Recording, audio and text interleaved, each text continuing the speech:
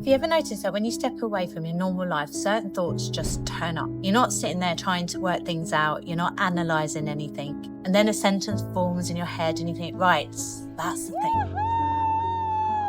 Sometimes it's quiet, sometimes it's exciting, sometimes it genuinely feels like a breakthrough. And once it's there, you can't unknow it.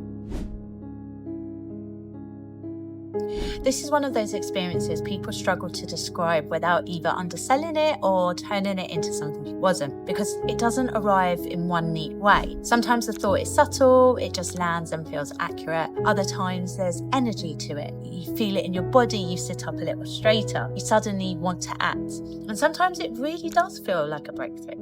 Not because it's dramatic or emotional, but because something that's been stuck finally loosens. What all of these moments have in common isn't how they feel, it's that you weren't forcing it. You weren't trying to reach an answer. You weren't pushing for insight. The thought arrives because there was finally room for it. At home, your mind is almost never fully at rest. Even when you think you're resting, part of you is still processing something. Messages you need to reply to, things you haven't done yet, conversations you're replaying, decisions you're postponing. Your attention is constantly split. And when attention is split, thoughts don't land cleanly. They start to form and then get interrupted. They surface and then get overwritten. They get drowned out by the next thing that needs a response. So it's not that you're incapable of understanding your own life at home. It's that your mind rarely has enough uninterrupted space for a thought to fully arrive and settle. When you step away from your normal environment, a few subtle things shift. You're no longer responding to the same cues. The same routines aren't running your day. The same expectations aren't shaping every decision. The same roles aren't being triggered over and over again. You're not suddenly smarter. You're not suddenly more self-aware. Your mind is simply less interrupted. And being in a different environment is one of the most reliable ways those interruptions naturally drop. When interruption drops, thoughts are able to finish themselves. That's why the knowing can feel sudden. It didn't arrive suddenly, it finally had room.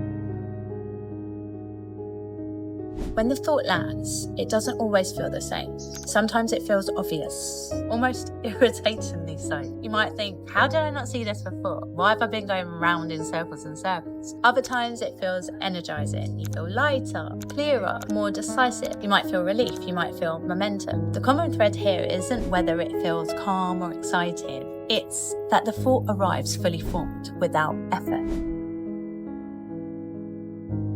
Here's where people tend to misunderstand what's happened. They assume the thought arrived because they were away. So they tell themselves things like, I needed space, I needed to escape, I needed the distance, I needed to leave my life to understand it. But the location isn't the only point. The conditions are, and environment often creates them. The thought didn't arrive because you were somewhere special. It arrived because your mind finally had enough space for it to form. When you come home, those conditions disappear because the pace returns, the interruptions return, the constant responding returns. And the thought doesn't just vanish, it just becomes harder to hear again. That's when people say, I've lost the clarity, I'm confused again. But confusion didn't come back, interruption did. This is where people start doubting themselves. They think, if it was real, it would stay. But thoughts don't stay on their own. They need the right conditions to remain accessible. You wouldn't expect silence in a crowded room, and you can't expect the same mental stillness once everything speeds back up again. That doesn't mean the knowing was temporary. It means the conditions were. And that distinction matters. So instead of chasing that feeling by leaving again, here's what's actually useful. Not to fix anything, not to overhaul your life, not to optimize yourself, just to notice.